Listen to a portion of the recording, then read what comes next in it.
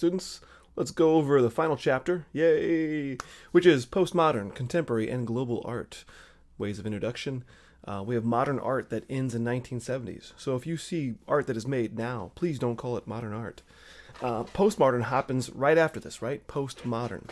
And it's that time period because it's a reaction to modern art.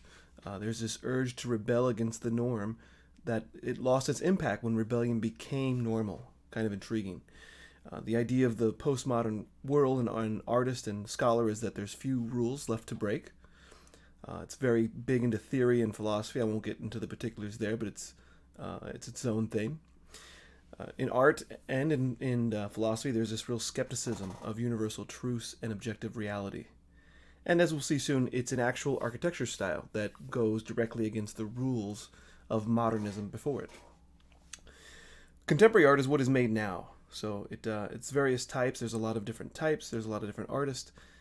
The ways that they're showed, like in terms of what kind of exhibition, where at, and also in terms of the audience. It's just a various group of artists, art, and audience members. There's this move into some really serious global aspects in that artists can be from anywhere. The venues encourage this idea of global art. Certain cities and states will have art biennials, where they invite artists from different areas to come. And then, of course, buyers. So the global market is open, and so this changes how the landscape of the art world. Present generation artists they also prefer to comment on life rather than perfect form, create beauty, or fine-tune sight. And it's a relationship between what we see and how we think is some ways to look at it. So for architecture, again, this is an actual type, postmodern architecture. You have this departure from the sterile, what they think is a sterile glass box look. Buildings no longer look the same. In fact, this book right here, Learning from Las Vegas, it urged architects to study the local vernacular and tacky. A simple image of postmodern architecture. Here you have classical, here you have modern, and postmodern is an obvious combination of the two, right?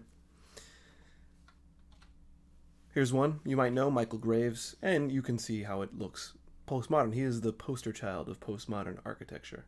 It's formal, it's playful, it has elements without structural function. So these parts here don't actually serve a function for the building.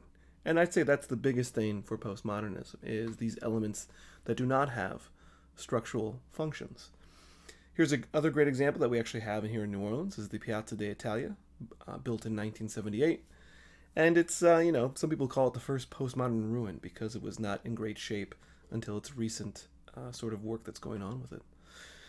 But yeah, it's definitely postmodern, a poster child for postmodernism. Of course, you got the obvious classical influences that are then with neon, mirrors, and these, solid colors. Someone else we would consider postmodern is Frank Gehry. His work is made possible with 3D modeling and manufacturing.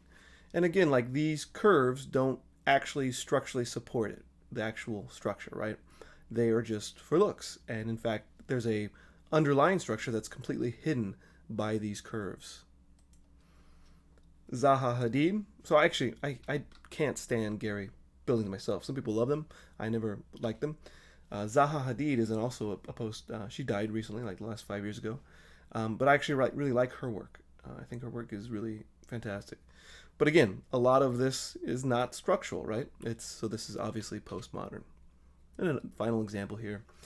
This idea of filtering sunlight while promoting these views. You can see these concrete pillars that don't actually serve a structural function. In the early mid-1980s, we have this idea of neo-expressionism. So new expressionism. If you remember, expressionism is very much based on expressive personal styles. And you can see it as a direct response to the conceptual art and minimalism of modernism, right? That sort of flatness, cleanness, anybody could make it sort of look. Neo-expressivists didn't want that. They wanted to make it obviously human, obviously theirs, and obviously full of emotion. In reality, a lot of these people use painting, and that's because it of course allows for a lot of variety in surface textures.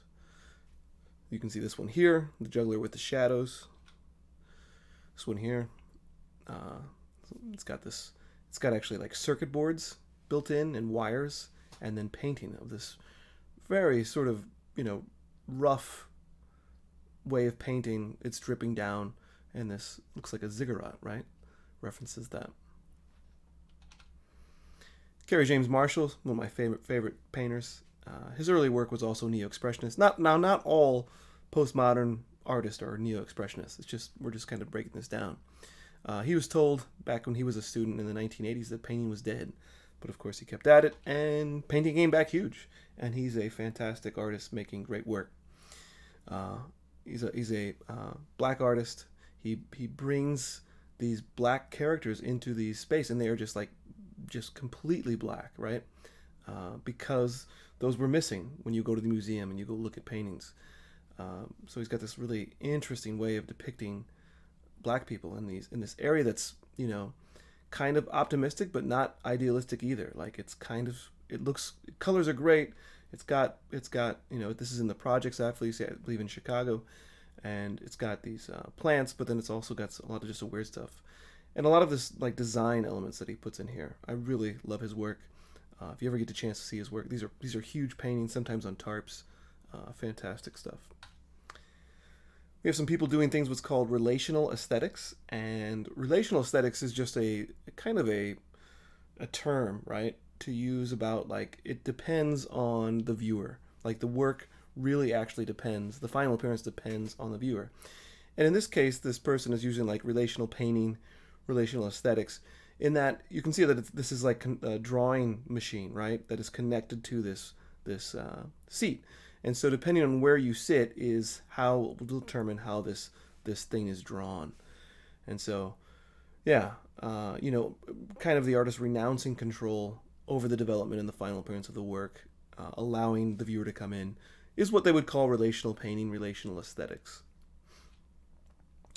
We also have a lot of photography. So the medium is not objective. We talked about how postmodern artists don't believe that objective reality is actually a thing.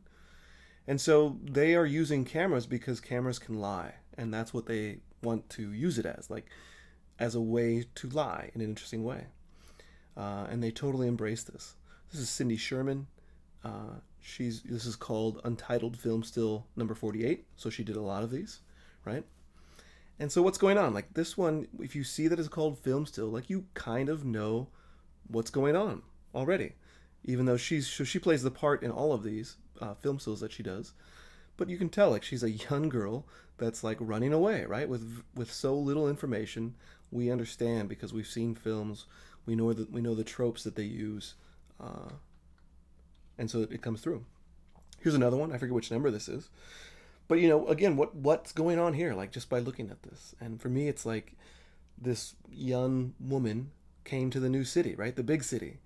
Because the camera's down, pointing up, looking at the big buildings. Like, there's just a long history of how film stills look. And she uses that to her advantage, to allow the camera to lie.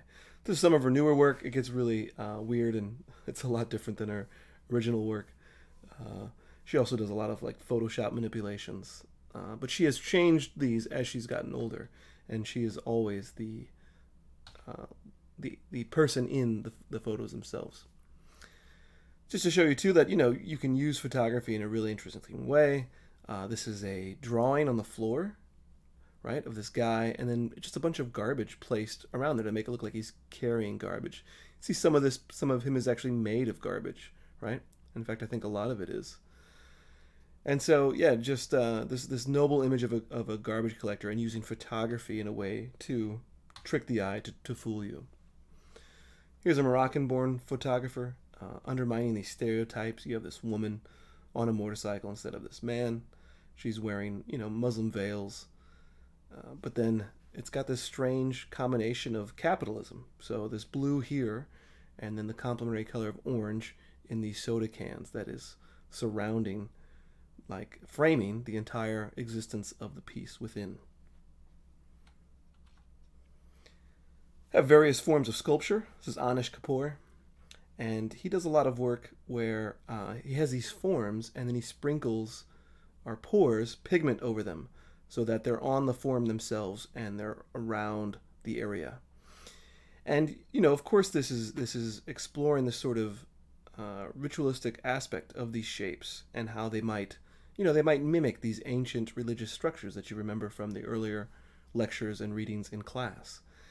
And also how people of like shamans or priests or monks would do that over Buddha, over special objects. So he's just referencing that in a contemporary way, and then making them these really bright colors in a white gallery setting, in a white gallery, sort of area.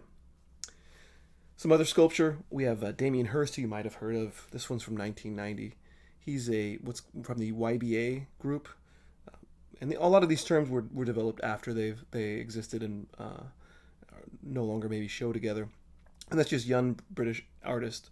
These group of kind of wild and crazy artists from Britain at that time, 1990s, late 1980s. This piece right here is what's going on is there's a cow head right here, right? And then there's a box where flies grow right here. And the flies come over through these holes and they feed on the dead cow head.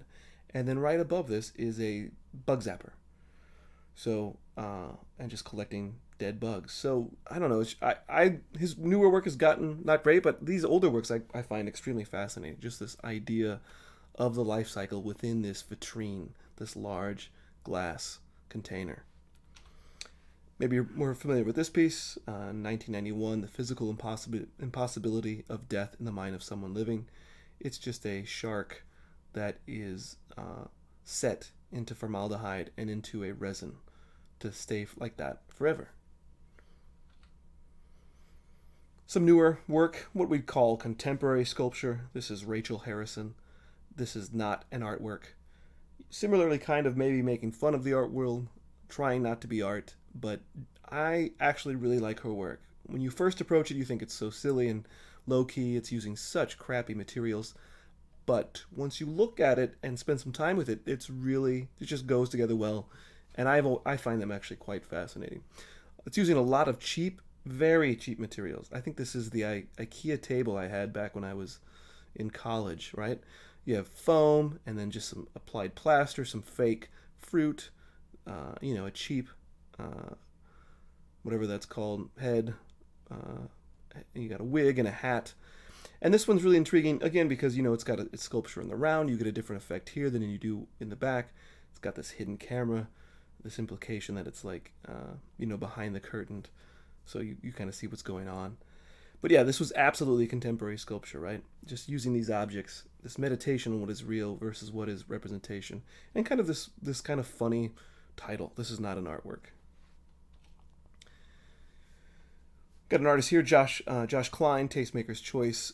These are 3D models. So these are photographed, high-resolution photographed, digitized, and then 3D printed, which if you have any interest in doing, the library at UNO has a great 3D printer. So if you have any interest in getting into 3D printing, highly recommend going over there and seeing what they're doing. Delgado always has something too, so it's worth checking out. We have public art. So this is art that responds to the needs and hopes of broad masses of people. And I think the best example of that is Maya Lin's Vietnam Veterans Memorial from 1982. She was I believe a student at the time that she made this proposal, and it was amazing that hers got chosen. I believe it's fascinating. It's got this in her views. It's the idea is there's this initial act of violence, this idea of cutting into the land, right? It's extremely anti-monumental. If you look at other war monuments, they're huge sculptures of figures, right? To show how brave people were and how strong they were. And it's the exact opposite of that. This one you have to go down into the ground, so it's hard not to imagine that you're going into a grave, right? You're going into that grave. It's also very peaceful. It's got this, reflective black granite surface, so you see the names, but then you also see yourself in this dark granite. And then there's no idea of importance. It's all just the names of dead and missing, inscribed in chronological order. It's really fantastic work, and I quite like it. Catherine Opie, somewhere in the middle, just showing you that public art can also be photographs. So this is a series of photographs taken from the same spot in Ohio, and then installed in a Cleveland hospital. So that when you walk down these corridors, it shows you this, kind of gives you this idea of this slow passage of time. So along with public art, we also have this idea of street art. And street art is just when artists take initiative to create works for view without waiting for the commission. So sometimes illegally, sometimes legally. The most famous one is probably one you already know, is Banksy. And here's some. And then, of course, you know that there's quite a few in New Orleans, or there were.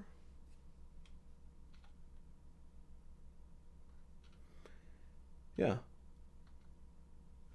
We have a lot of socially conscious art. So art that's obviously trying to talk about something that's either of that they're considering socially, right? Like that's important to them politically, in terms of philosophical terms, etc. And so Barbara Kruger was a graphic designer turned artist. This one's called Untitled. I shop, therefore I am. And so she invented this slogan. She just kind of made a hand position to kind of hold the slogan. And a lot of her work is just provoking questions, right? And with text. Usually, a lot of the times, this red, this white, this and the black sort of image behind it. And so her idea, of course, whether products define us, if we are what we shop for, etc. What's really intriguing is that, this itself turned into a shopping bag. So I find that quite humorous. Tiffany Shun. This is a small oil and ink on paper, about 9 by 12 inches. And so, not all socially conscious art is so obvious. This one you can tell it's a map, and so this is a map of Syria. And you know what's going on with Syria in terms of the time frame. Like, yeah, there's war going on. There's people moving. And so these dots here kind of mean there's conflict in these areas, right? Actual battles and wars. And then these red dots represent the cross-border refugee flows that were happening from Syria from this time, April to December 2012. The Astor Gates Sanctum. This is a space that was created from a ruined church in England. For 24 days, 24 hours a day, in late 2015, it hosted events. And there was no calendar. Nothing was announced ahead of time, but you could go there at any time of the day or night and see something. And so it's kind of exciting to go to a place that you could see something, but not exactly sure what you would see. So choirs would perform, musicians would perform, poetry reading, etc. And so, yeah, socially conscious art is this ability or this attempt to create spaces, to improve communities, to allow people to perform, etc. Have post-internet art, and this is just art that responds to our current network condition. It may or may not use the internet itself, but it just shows an awareness of what the internet and social media is, how it's used, what it does, etc. Is a term you could use as post-internet art. This is a piece that is actually a weaving. So I don't know if you know what weaving is, but it's fabric put together in a very laborious process. But this image, this actual design, was created from software that created abstract compositions from any website. And in this case, it's from the International Movie Database from this date, so on October 5th, 2015.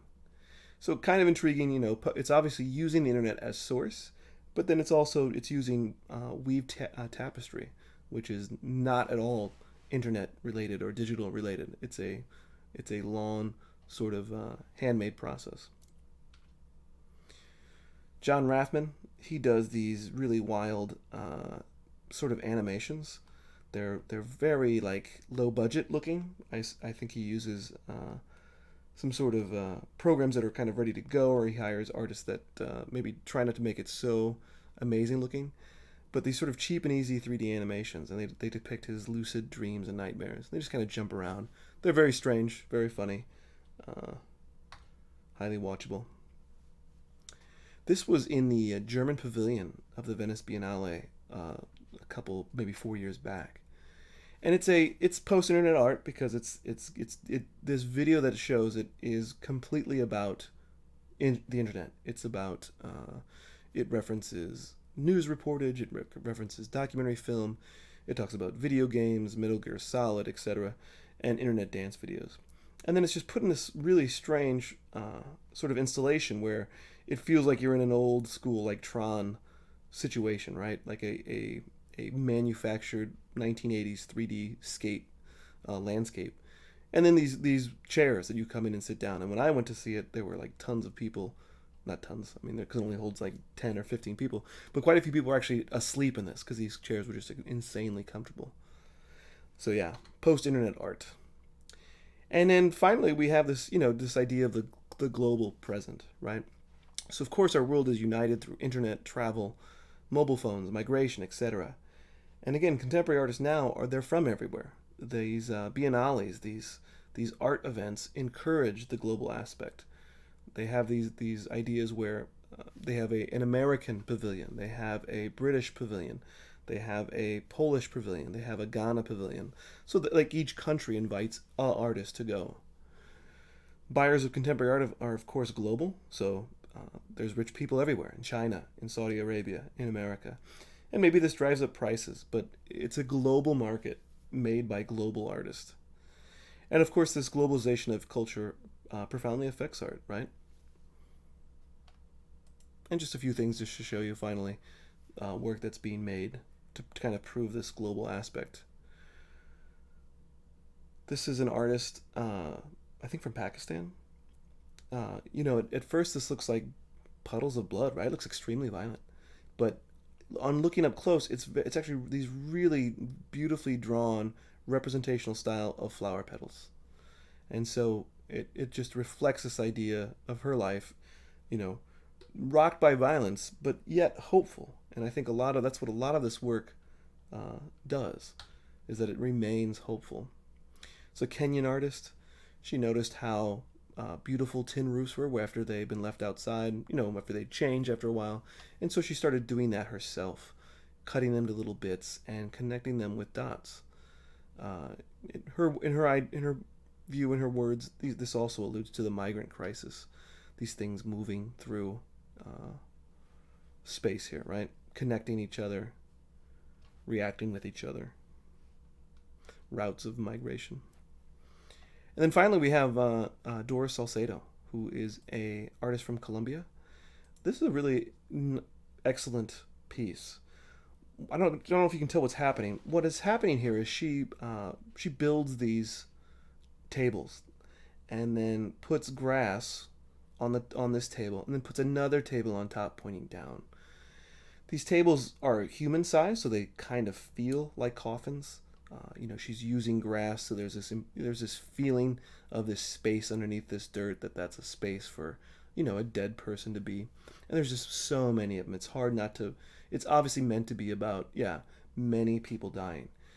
And her ideas of this piece is that just noticing how the people that are also experiencing, like the victims, and also the perpetrators of gang violence, kind of share similar socioeconomic conditions. And she says, I hope that in spite of everything, life might prevail, even in difficult conditions. And that is kind of shown in the fact that the grass grows through the sort of spaces between where the boards are at. So they're constructed tables with these planks. And then the planks, just to allow a little enough space to allow some of the grass to come through and continue growing. Whereas I guess the ones that aren't hitting any sunlight die. So yeah. Colombian artists. That should be it. Thank you. I hope you enjoyed the class. I hope you go out and see work, and I hope to see you in the future. Come take a class if you have any interest in anything we do over here. Thank you. Bye.